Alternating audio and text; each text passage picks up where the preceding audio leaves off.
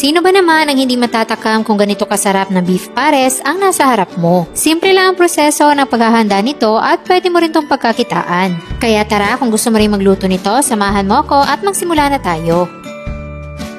Gumamit na ako dito ng kalahating kilo ng laman ng baka at nag-request na rin ako ng taba dahil mas masarap yung pares kapag merong taba-taba ng baka. Then lalagyan na natin ito ng tubig at hindi na natin titimplahan at papakuluan natin to hanggang sa lumambot. Sa unang kulo ay bubuksan muna natin para matanggal natin yung mga impurities na nakalutang dyan sa sabaw. Then papakuluan natin yan ng mga 45 minutes to 1 hour o kung meron kayong pressure cooker ay mas mabilis. At kapag malambot na, hihiwain na natin to sa maliliit na piraso.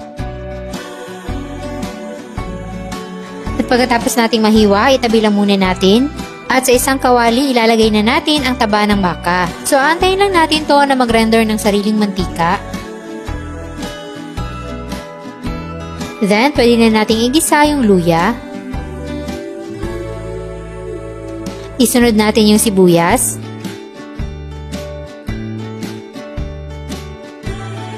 Next ay ang bawang.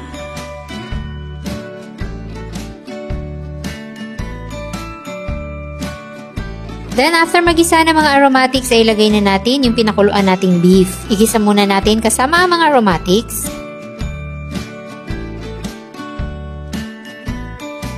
Then, maglalagay na tayo dito ng 4 na kutsarang toyo, 1 tablespoon ng oyster sauce, at paminta powder. Then, igisa natin itong mabuti.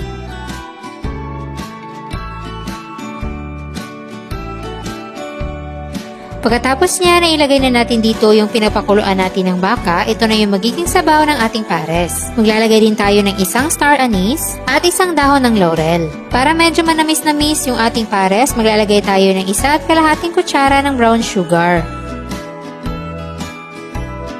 Then, takpan muna at antayin lang natin kumulo.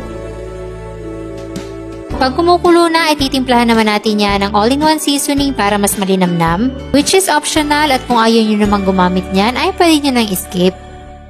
At kapag okay na sa inyo ang timpla, maglalagay naman tayo ng cornstarch slurry pampalapot ng sabaw. So, 2 kutsara lang yung nilagay ko para hindi masyadong malapot at maging masabaw pa rin yung pares.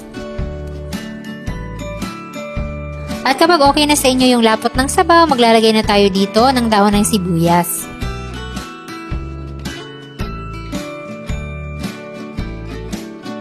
At ayan, ready na ang ating napakasarap at napakalinamnam na beef pares.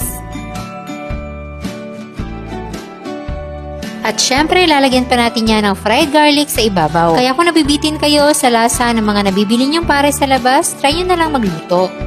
Partneran mo pa ng garlic fried rice, sigurado ako mabubusog ka at pwede kang kumita kung trip mo tong ibenta.